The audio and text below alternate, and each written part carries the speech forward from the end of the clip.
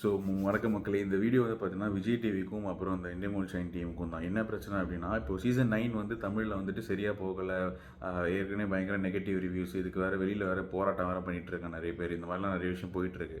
So என்னென்னா, நான் பார்க்க வரைக்கும் என்ன பார்த்தீங்கன்னா, இன்ஸ்டா ரீல்ஸில் பார்த்தீங்கன்னா நிறைய நல்ல விஷயங்கள் வந்து சர்க்குலேட் ஆகிட்டு இருக்கு. இவங்க கண்டஸ்டன்ஸ் உள்ளே பண்ணுறது அதெல்லாம் பார்த்தீங்கன்னா இந்த 24/7 லைவில் வந்து பார்க்குறவங்க பார்க்குறாங்க. பட் ஸ்டில் எபிசோடில் பார்க்கும்போது பார்த்தீங்கன்னா ஒன்றுமே இல்லையடா, என்னடா பண்ணுறாங்க அப்படின்ற மாதிரி தான் ஒரு ஃபீல் கொடுக்குது.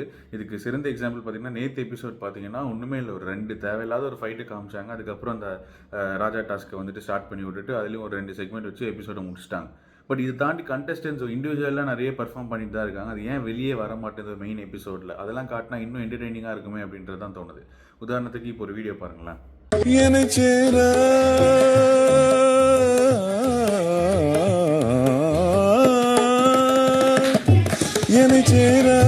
எதிர்பார்த்து உன்னை ஜன்மங்கிறேன் வெண்ணிலா உன்னைத்தானே வானம் தேடுதே. சூப்பர், எப்படி சூப்பரா வாசிக்கிறீங்க. இல்ல நீ செம்ம. இப்போ பார்த்தீங்கன்னா இந்த அமித்தும் இந்த வினோதும் பாடுற ஒரு காம்போ வந்து பயங்கரமாக இருக்குது. இப்போ ரீல்ஸில் வந்து தொடர்ந்து 2 நாளாக வந்து இது நல்லா வைரல் ஆகிட்டு இருக்கு. ஆனால் ஓவராலாக ஷோவில் நம்ம எபிசோடில் பார்க்குறப்போ அமித் என்ன பண்ணுறாரு, ஒன்றுமே பண்ணல, சைலண்டாக இருக்காரு அப்படின்ற மாதிரி தான் தோணுது. இது மாதிரி ஏகப்பட்ட டேலண்ட்ஸ் வந்துட்டு உள்ளே இருக்கு இல்லை.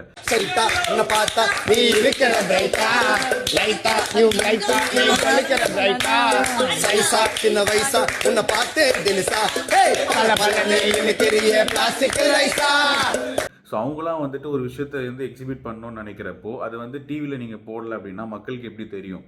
இல்லைனா நீங்கள் வந்து வெறும் இந்த சீசனை வந்து இந்த ஃபைட்டு மட்டும்தான் நீங்கள் வச்சு ப்ரொமோட் பண்ண போகிறீங்க, இல்லை அந்த நரேட்டிவில் தான் இந்த ஷோ போக போகுது அப்படின்னா கண்டிப்பாக வந்து ஆடியன்ஸே வந்து ஜோன் அவுட் ஆகிடுவாங்க அப்படின்னு தான் சொல்ல முடியும். ஸோ அதனால் வந்து இன்னும் நிறைய விஷயங்கள் இருக்குது. உதாரணத்துக்கு போன வாரம் பார்த்தீங்கன்னா கானா வினோத் வந்து மனோஜ் சார் கெஸ்ட்டாக வரும்போது சூப்பரான ஒரு பாட்டு பாடியிருந்தார். அதே மாதிரி கமருதீன் வந்து ஒரு பாட்டு பாடியிருந்தார்.